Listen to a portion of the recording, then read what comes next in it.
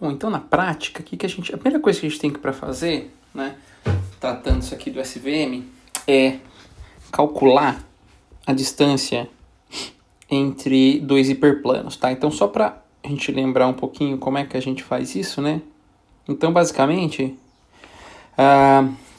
a distância, né, entre os hiperplanos, tá? H1 que é da classe 1 e H2 que é da classe 2. Então, por que a gente quer calcular a distância entre os hiperplanos? Porque a distância entre os hiperplanos corresponde ao quê? A margem, tá? Então lembrando, tá? A distância entre os dois hiperplanos nada mais é do que vai ser. Então, a distância, tá? Do hiperplano azul até a origem, lembra?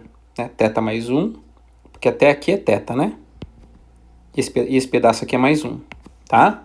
Menos, obviamente, a distância desse hiperplano aqui, tá? Que é a distância desse hiperplano, né?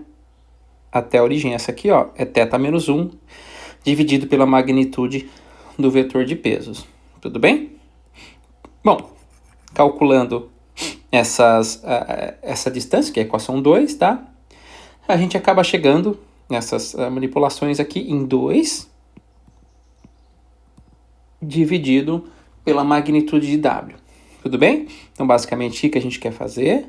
Eu quero calcular, né, a distância entre os dois hiperplanos, que seria basicamente, né, o tamanho dessa minha margem.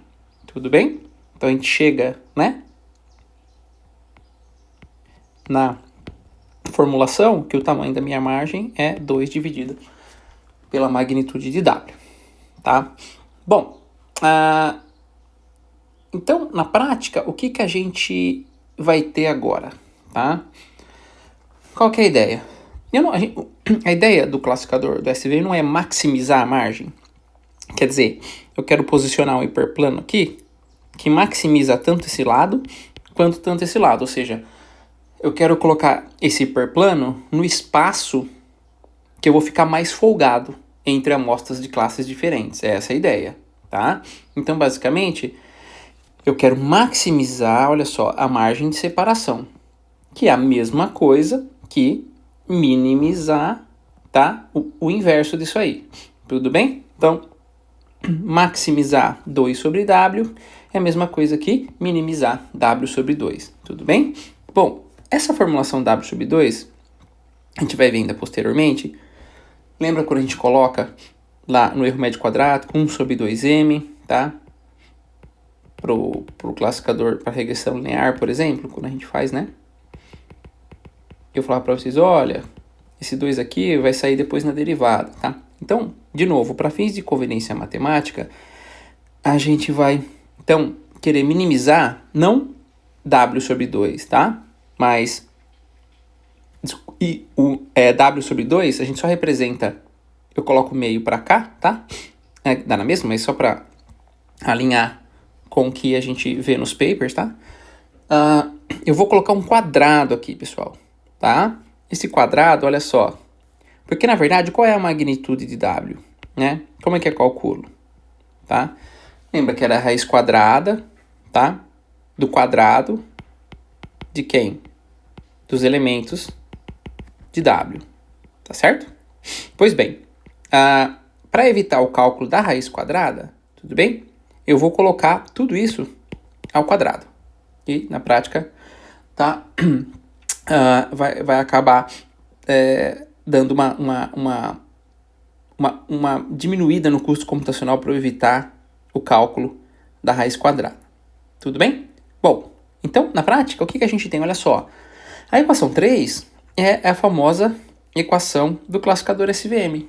O que a gente tem nela? O que eu quero dizer? Bom, eu quero encontrar, então, o vetor de pesos W asterisco e o bias, né, o θ asterisco, tá? Que, basicamente, minimizam 1 sobre 2, tá? Multiplicado pela norma do vetor W ao quadrado, tá? Então, eu quero encontrar W e θ que minimizam a equação 3. Então, olhando para essa equação, a gente sabe o que acontece. Olha, o que ela quer dizer para nós? Isso aqui, ó, o que significa? É a margem, né? Tá? É a margem, que era assim, tá? eu inverti para ter um problema de minimização, tá? E acabei colocando o quadrado aqui para conveniência matemática. Só que olha só, nós temos um problema então de minimização, tá? Aqui equação 3. Lembrando que essa minimização está sujeita a essas restrições, tá? A ideia dessas restrições é o quê? Garantir que não existem dados, né, de treinamento entre os hiperplanos de separação. Tudo bem? Se isso for possível, obviamente, né? Então, quer dizer, qual que é a ideia, né? Lembrando, eu quero maximizar a margem, tá? Vamos voltar aqui. Eu quero maximizar a margem, que é minimizar aquela equação, e garantir o quê? Que, além disso, amostras de uma classe, né, que estejam deste lado, sejam da classe mais 1, né? E amostras que estejam desse lado sejam da classe menos 1. É aquilo que a gente tinha comentado, né? W transposto x mais θ maior ou igual a 1 é azul. W transposto x, vou colocar um x aqui só para generalizar, mais θ menor ou igual a menos 1, pertencem à classe vermelha, à classe menos 1. Tudo bem? Vamos lá então. Então, na prática, o que a gente tem aqui? Tá? Quando a gente tem, igual redes neurais, que a gente tinha um problema de otimização, só que aqui a gente tem um problema de otimização diferente. A gente tem um problema de otimização, olha só, isso é importante, tá? Porque no caso da MLP, nós também tínhamos um problema de otimização, que era o quê? Né? Minimizar a entropia binária cruzada. Ou minimizar o erro médio quadrático, no caso do regressor linear. Tá? Aqui também nós temos um problema de otimização. Minimizar também. Porém, temos um adicional aqui, que nós temos restrições de desigualdade. Tá? Olha só as restrições. Essas aqui são as restrições de desigualdade. Então, para qualquer ferramental matemático, quando nós temos um problema de otimização com restrições de desigualdade, a gente utiliza duas ferramentas matemáticas, que são os multiplicadores de Lagrange, toda vez, tá? Uma regrinha, tá? E essas condições KKT. Tudo bem que a gente vai ver depois elas. Bom, o que acontece? Tem um algoritmo para a gente resolver isso. De novo, problema de otimização com restrição de desigualdade, utilizamos então KKT e multiplicador de Lagrange. A primeira coisa, olha só, para resolver o nosso problema de otimização, eu criar uma função lagrangiana. Tá? Por isso que chama multiplicadores de Lagrange. Que é basicamente o seguinte, tá? Quem que vai ser? Essa aqui era a equação que eu queria otimizar. Tudo bem? Que é a minha margem. Então, é sempre dessa forma. Então eu vou colocar a equação que eu quero minimizar, menos, tudo bem? Um somatório, aí que entra. Isso aqui, ó, são minhas condições, correto? Eu vou plugar ela aqui, só que eu vou somar essas minhas condições com os multiplicadores de Lagrange, que são esses alfas. Tudo bem? É sempre essa regra, tá? Função que eu quero minimizar ou maximizar, menos, tá? As restrições. Tudo bem? Vai de 1 a m, né? Porque eu tenho o quê? X e amostras M, né? Amostras X de treinamento. Cada uma é Rn. Não podemos confundir M com N, tá?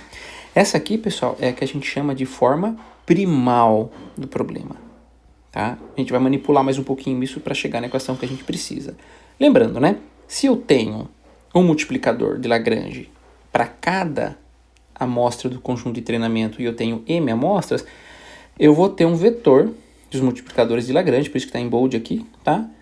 Que pertence a Rm, ou seja, de novo, eu vou ter um multiplicador de Lagrange para cada elemento do meu conjunto de treinamento, tá? Bom, então, olha só, o nosso problema não é mais otimizar a equação 3, tudo bem? O nosso problema agora passa a ser o quê? Minimizar, trocamos, a gente está manipulando as equações, tá? Nosso problema agora passa a ser minimizar a equação, essa equação aqui, ó, equação 4, tá? Quais são os parâmetros? Ela é minha função de custo por enquanto. Os parâmetros do hiperplano, o θ, né, nosso bias, e o alfa, que são os multiplicadores de Lagrange. Esses são os parâmetros que a gente tem, tá? Então, de novo, meu problema passa a ser otimizar uma função. Quando eu quero otimizar uma função, eu quero encontrar basicamente o quê? Os valores de alfa, w, tá? e o meu beta, tá? Ou seja, o que acontece aqui, tá? Eu tenho, basicamente, eu tenho que fazer o quê? Igualar a equação que eu quero otimizar, ou seja, eu quero otimizar a equação 4, tudo bem? Isso aqui também é sempre uma regrinha, tá, pessoal? Eu quero otimizar a equação 4 e eu quero encontrar os parâmetros que minimizam essa função, tudo bem? Que é, então, alfa, θ e beta. Então, basicamente, o que eu faço? Eu vou pegar a equação 4 e igualar a zero. Olha só, temos a equação 5 e depois eu tenho que calcular as derivadas parciais com relação aos parâmetros do hiperplano. Tudo bem? Que é basicamente o θ, tá? E o w. Depois a gente vai ver como é que a gente vai querer fazer com o alfa, tá? Tudo bem? Então essa vai ser a nossa ideia. Então, nosso problema de otimização mudou da equação 3 e passou para equação 5, 6 e 7 por enquanto.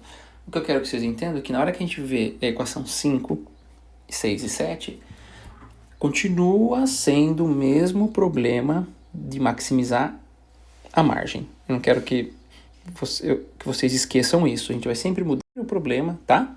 De minimizar essa minha margem. Tudo bem?